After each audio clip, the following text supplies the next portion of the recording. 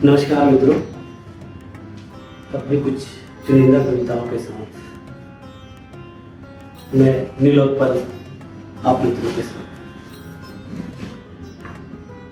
एक कविता है हलकान।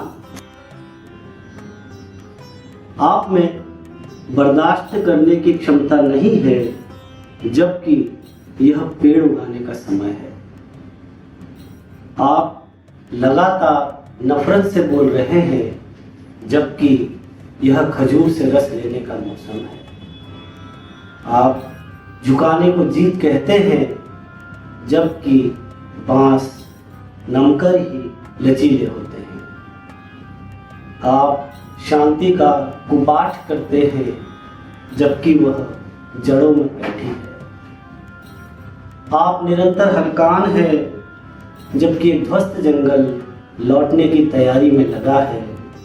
आप अमरता के लिए बेचैन हैं, जबकि कीड़े रोज मरकर दुनिया बनाते हैं। शुक्रिया मित्रों। अगली कविता एक प्रेम कविता है। प्रेम की प्रतिज्ञा अधूरी रहती है। पूरी रात बारिश गिरती रही, मैं छू नहीं पाया तुम्हारे छोड़े गए पत्रों में समुद्री लहरों का तेज बहाव और दूर तक हिलते मस्तूल। उनका पीछा मैं जिद्दी परिंदे सा करता हूँ।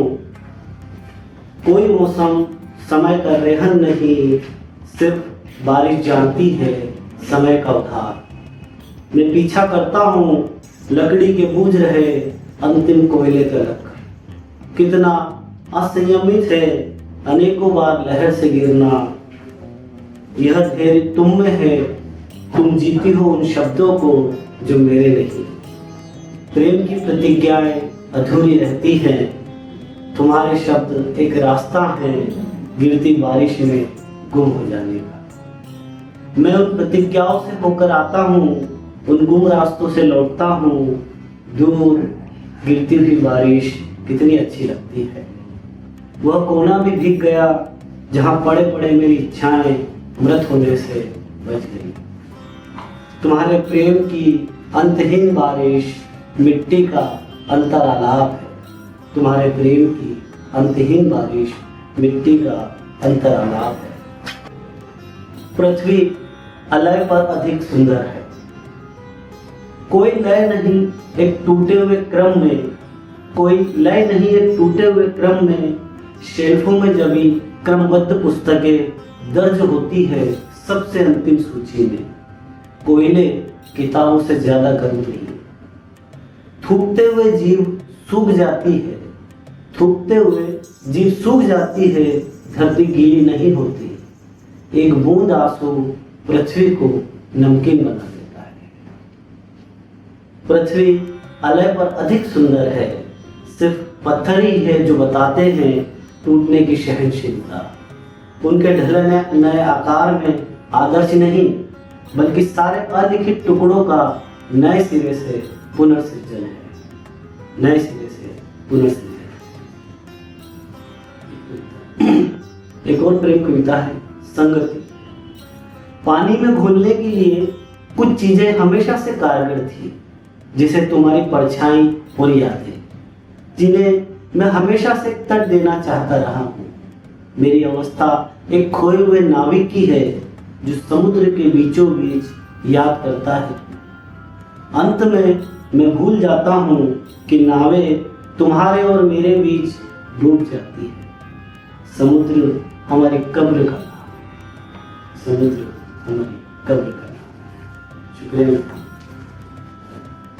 अगली कविता है ताकि।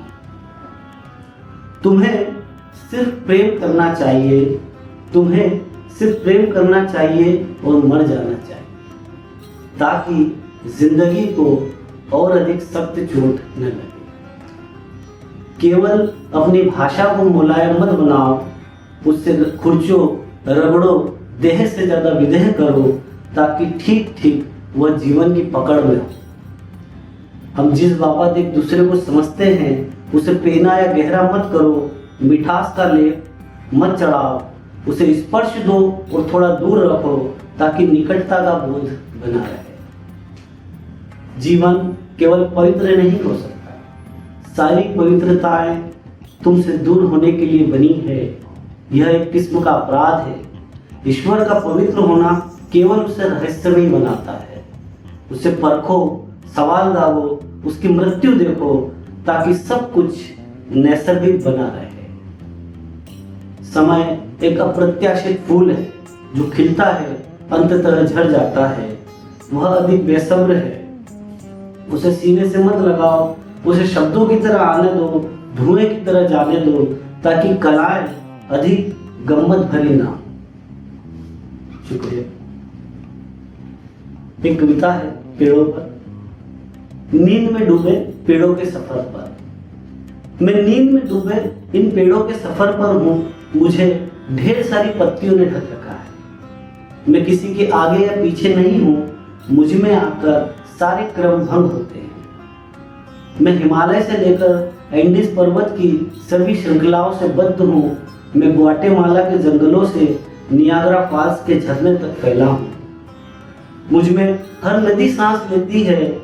मैं ही घास के मुलायम तिनकों में, पत्ते के पीलेपन में नष्ट होता हूँ। मैं भरी पूरी जिंदा आवाजों का एक जंगल हूँ। मैं ही सन्नाटों में जीवन की एकाग्रता रचता हूँ। जड़ों की गहराइयों सा महीन और लंबा स्वप्न देखता हूँ। मेरी नींद अनंत सालों की साधना है। मेरी नींद अनंत सालों की साधना है। मैंने नींद में ही हवा रची है। भटके रास्तों पर मैं ही संकेत की तरह जगह जगह उगाता हूँ। मैं उस अंतिम दृश्य में भी मौजूद हूँ जो आंखों के ओझल होने के बाद भी हवा की तरह लहराता है। मैं नहीं जानता जीवन का अंतिम सफर कैसा होगा, पर उस सफर में भी हरेपन की रोशनी बिखेरता अपनी छाया की शीतलता से ढके रखूंगा कब्रों की शुष्कता को। मुझ में असंख्य स्पंदन है। देवदार, नीलगिरी, शमी, बर्च, बरगद, पीपल, नीम और इनके अनगिनत आवाज लिए लोगों के बीच सरलता से दाखिल होता हूँ। अनेक तरीकों से अनेकों बार मरता हूँ, जिंदा होता हूँ। यह क्रम व्यापार सिलसिला चलता रहता है। बांस में फूकने पर जो लय बिखरती है इस पृथ्वी पर, मैं उसी लय में गुथा तुम्हारा अंतिम श्वास हूं। एक कविता है आत्या बुआ को कहा जाता है। आत्या हेमंत देवलेकर की करीबी रिश्तेदार है, जैसे समुद्र की रिश्तेदार है मछलियां। आत्या हेमंत देवलेकर की सबसे करीबी रिश्तेदार है, जैसे समुद्र की रिश्तेदार है मछलियां।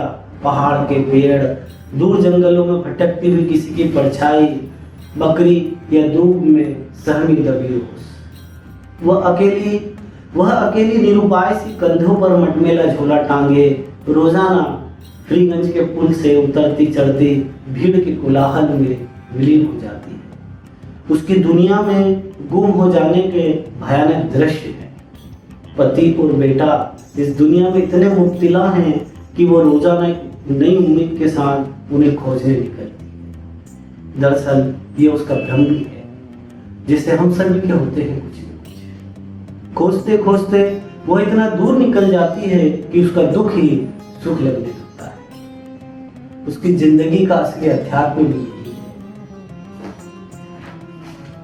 कभी कभी वह मुझे इतनी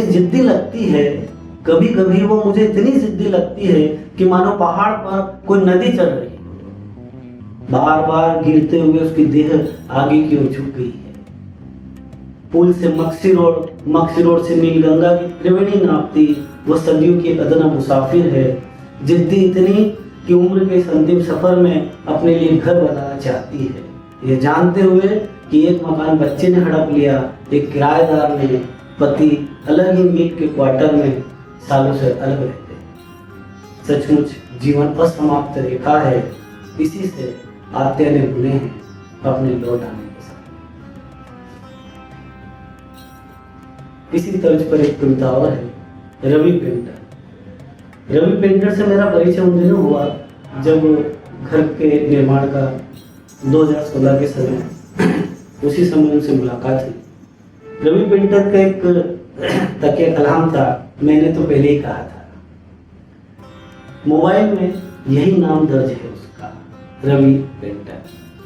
अक्सर कुछ गलत होने पर यही कहता, मैंने तो पहले ही कहा था, ये जानते हुए भी कि उसने पहले कभी कहीं और कहा होगा, मगर ये दोहराए जाने में ऐसा लगता कि जैसे कोई पिता अक्सर अपने बच्चों की गलती पर उन्हें डांटते हुए कहता, मेरे तो पहले ही कहा। 2016 में घर के निर्माण के समय ठेकेदार ने पहली बार रवि पेंटर से परिचय करवाया। यह परिचय इतना साधारण था कि उसकी कद काठी के अलावा मैं ठीक से समझ नहीं पाया। वह लहराते बादलों सा अपने ब्रश को दीवारों पर स्ट्रोक्स की तरह चलाता है, या कहे वह खुद ही रंगों में घुल जाता है। मगर जैसा कि साधारण लोगों की पृष्ठभूमि में कोई ताब नहीं होता, वो वैसे ही होते हैं जिसे कोई टूटा पत्ता अपनी पहचान खो देता है। लगभग 45 दिनों तक काम करते हुए मैंने यही जाना, इंसान की जिंदगी नहीं, उसके संघर्ष बड़े। वह एक परत के घिस जाने पर पुट्टी की दूसरी परत चढ़ाता है। एक दुख के पूरा होने पर कोनों को इस तरह छिपाने का प्रयास करता है ताकि फिर से उसे पहचाने जाने की कोई उम्मीद नहीं बचे। काम से घर, घर से काम, दोनों को इस खूबसूरत झूठ से साधता है कि झूठी उसकी जरूरत लगने लगती है, या उसने इतने झूठों को इजाद कर लिया है कि वो दीवार को नहीं, जीवन को ढेरों रंग से रोगन कर रहा है। बिना सीजन में भी उसका मन इंद्रधनुष है, रंग उसकी सरगम और कोरी दीवारें उसकी लिपि। उसने इतनी दीवारों को रंगा है कि पलट कर देखने पर हम अतीत का कोई गीत याद कर सकते हैं जिसमें हमारी हसरतें उमड़ रही हो। रवि पेंटर अतीत का वो भूला मिसरा है जिसे याद नहीं किया जा सकता, फिर भी जुबान पर आ ही जाता है। क्या होगी इस वक्त की सही आवाज? कैसी होंगी सदी की वे पंक्तियां जो बिना शोर और हड़बड़ी के लिखी जाएंगी? वह झूठ के बारे में होंगी या किसी बड़े हादसे के? क्या उसमें बच्चे होंगे, वे पेड़ जिन्हें अभी तक जलाया नहीं गया? औरतें तो अमूमन वही होंगी, लेकिन वे पंचायतें जिनमें गोत्र, जाति, धर्म की रस्म अदायगी टूटी नहीं, वे कितनी औरतों के मालिक होंगे, कितनों के भक्षक? क्या वह दलितों के उन मसीहाओं के लिए होंगी जिन्होंने खुद अपनी मूर्ति गढ़ी और गाथा रची, या वे जो उनके यहाँ भोजन करके निकल जाते हैं किसी अगली सभा की ओर? क्या होगी इस वक्त की सही आवाज जो हमारे चुप रहने से ज्यादा जरूरी होगी? क्या वो फतवा फरमानों के बारे में लिखी जाएंगी, या होंगी उन पत्थरों के लिए जो पूजे, तोड़े और फेंके जाते हैं? क्या होगा इस दुनिया में सदी का सच? हम पेड़ों, गुफाओं और अपनी असभ्य खोल के भीतर जीवित रहेंगे। आखिरकार हमारे पास तय करने के लिए कुछ नहीं होगा सिवाय जख्मों और निराशा के। एक कविता है मेरे दूसरे संकलन से। सवाल यह है तुम किस चीज से बचाना चाहोगे दुनिया को? सवाल यह है तुम किस चीज से बचाना चाहोगे दुनिया को? हथियार से, बाजार से या प्यार से?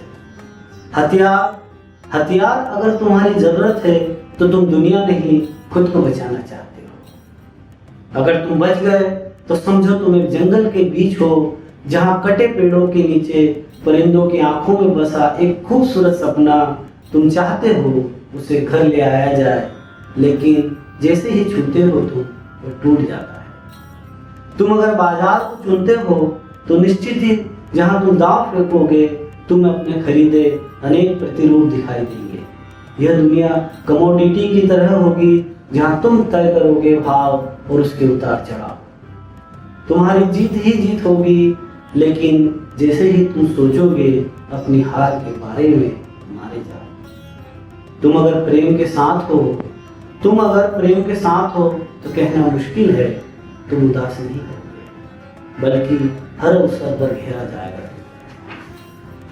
कई दीवारों के भीतर चुने जाते हुए बरसों बाद भी जब तुम मुस्कुराते मिलोगे लोग निराश नहीं होंगे। जैसे कि तुम बिखर जाओगे दुनिया के हर दुख। जो धर्म तुम्हें सहिष्णु नहीं बना रहा, जो धर्म तुम्हें सहिष्णु नहीं बना रहा उसे छोड़। जो जाति तुम्हें मिलनसार नहीं बनाती उसे त्याग दो। जो प्रेम तुम्हें आसक्त नहीं करता उसे मत जिलाओ। जो सच तुम्हें चुनौती नहीं देता उसे मत चुनो। जो ऊंचाई तुम्हें बार बार गिराती नहीं उस पर मत चढ़ो। जो बारिश तुम्हें मिट्टी की तरह बिखेर नहीं देती तब तक उसे रुको नहीं। जो जीवन तुम्हें पराजित होने का एहसास नहीं देता उसे अवसर दो। जो वर्तमान तुम्हें इतिहास के प्रति उत्तरदायी न बनाए उसमें और गहराई से झांको। जो बदला तुम्हें क्षमा नहीं सिखा पाता उसे भूल जाओ। एक कविता है, ये मेरे पहले संग्रह से है। हर बार कहूंगी, हर बार कहूंगी लौट आया हूं हिंसा के बीच से सही सलामत, तो यकीन मत करना। हर बार कहूं कि लौट आया हूं हिंसा के बीच से सही सलामत, तो यकीन मत करना। हो सकता है मेरे सही लौटने में किसी का चाकू लगा हो और खून मेरी खामोशी में बर्फ सा जम गया हो। मैं कहूं कि चीजों की तिलस्मी दुनिया ने मुझे घेरा नहीं है, तो मानना मत। हो सकता है मेरी उपयोगिता विज्ञापनों के मार्फत बदली जा रही और मैं मजबूर रहूं कि दरअसल चीजें नहीं, आदमी अपनी शक्लें बदल रहा है। अगर वह मेरे बारे में कमजोरी को ताकत बता रहा है या उसे बड़े हक से लिख रहा है तो इसे प्यार मत समझ लेना। हो सकता है मैंने ही उसे उकसाया हो या चूक गया हूं उसे समझाने में। हकीकत में वह मेरी चूक बता रहा होता है। हो सकता है इन दिनों लिखने के लिए कोई विचार करूं, जरूरी नहीं वह कल्पना ही हो, जरूरी नहीं वो कल्पना ही हो सकता है दबी किसी की व्यथा हो और आदतन तुम उसे पढ़ डालो कविता या कहानी की तरह। हर बार मैं कहूँ कि मेरा अपराध। अगर आपको लगता है चांद सुंदर खिला है, आप इत्मीनान से देखते रहिए।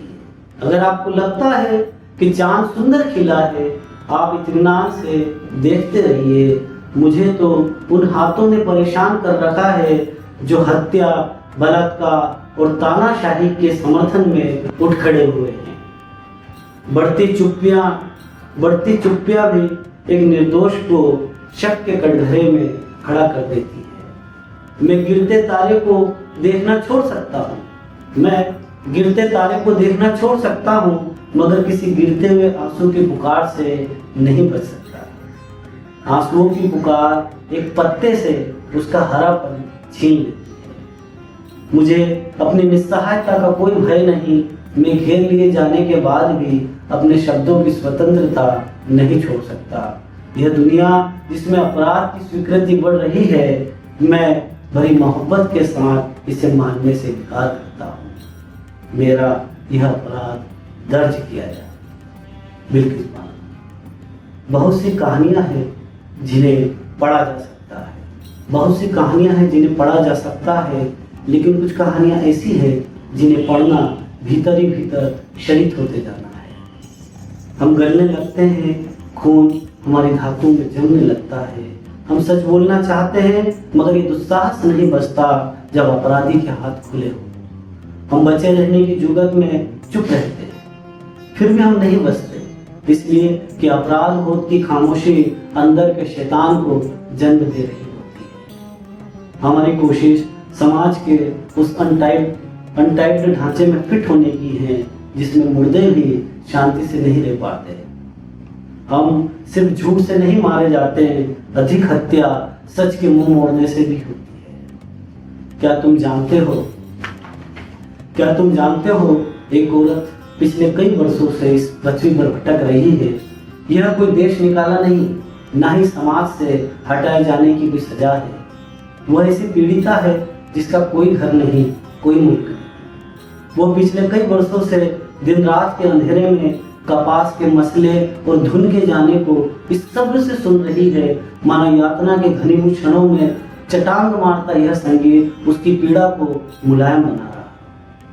हम समझते हैं यह उसका दुख है, हम समझते हैं यह उसका दुख है, जबकि नष्ट होने की कला उसने आसानी से सीख ली है, या कहूँ कि उसे सिखा दी गई है। जब वह लोगों के भीतर अपनी जिंदगी के नशे से पन्ने खोल रही होती है, आप बीती रख रही है, एक रुई की तरह फूंक दी जाती है।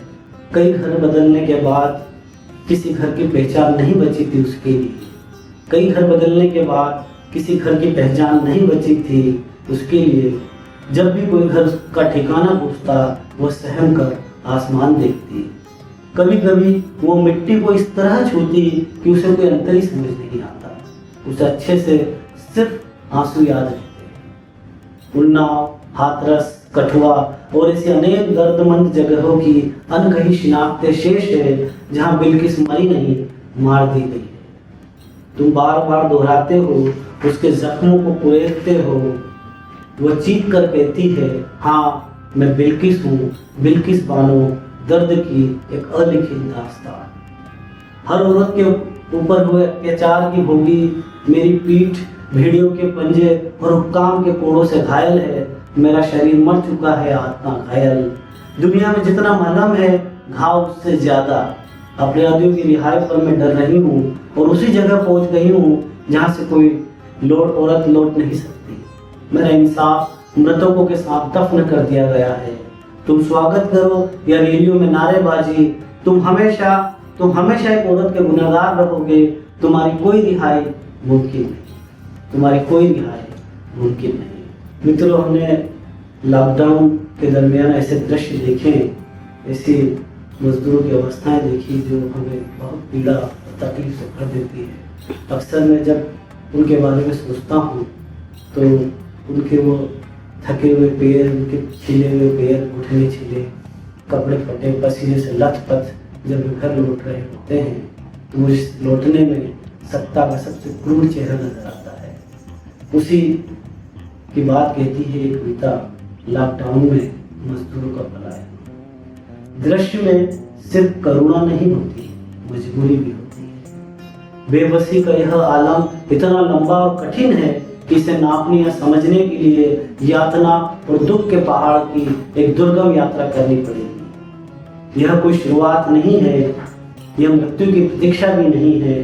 त्याग दिए जाने या छोड़ देने के बाद यह ऐसा अवसाद और उदासी है कि हम बड़े निचाट में उनके लौटने की एक असंभव राह देखते हैं।